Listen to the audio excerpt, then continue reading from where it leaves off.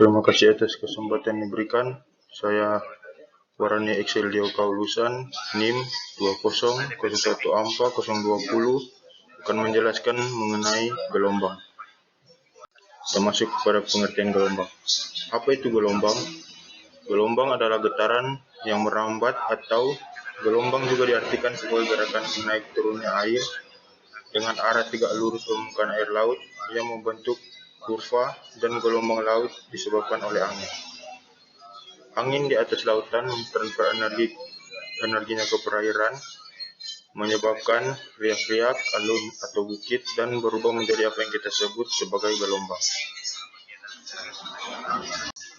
Kemudian kita masuk tipe gelombang.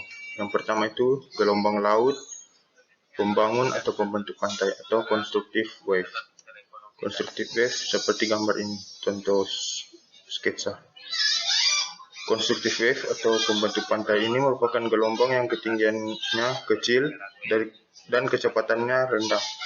Dan saat gelombang tersebut pecah, di pantai akan mengangkat sedimen atau material pantai.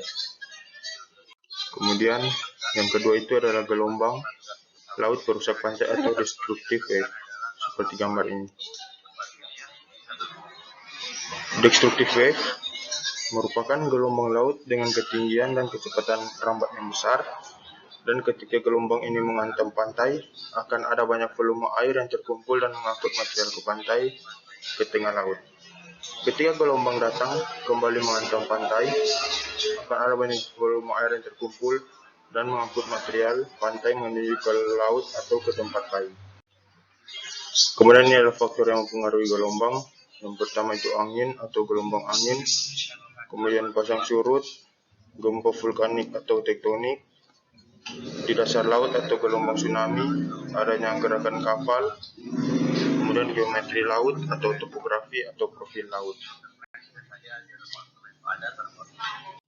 Kemudian ini adalah jenis-jenis gelombang laut. Yang pertama itu gelombang laut akibat angin. Gelombang yang disebabkan oleh angin dapat menimbulkan energi untuk membentuk pantai, menimbulkan arus dan transport sedimen dalam arah tegak lurus dan sepanjang pantai, serta menyebabkan gaya-gaya yang bekerja pada bangunan pantai. Kemudian gelombang laut akibat pasang surut. Pasang surut merupakan faktor yang penting karena menimbulkan arus yang cukup kuat, terutama di daerah yang sangat sempit, misalkan teluk, estuari, dan muara sungai. Selain itu, elevasi muka air pasangan dan air surut juga sangat penting untuk merencanakan bangunan-bangunan pantai. Kemudian gelombang laut akibat tsunami. Gelombang laut yang sama sekali tidak berkaitan dengan terjadinya pasang surut air laut. Gempa bumi di dasar laut ini menimbulkan gangguan air laut yang disebabkan berubahnya profil dasar laut. Profil dasar laut ini umumnya disebabkan adanya gempa bumi tektonik yang dapat menyebabkan gerakan tanah tegak lurus dengan permukaan air di laut atau permukaan bumi. Ini merupakan contoh dari gelombang. Demikian presentasi dari saya mengenai gelombang. Saya sampaikan terima kasih.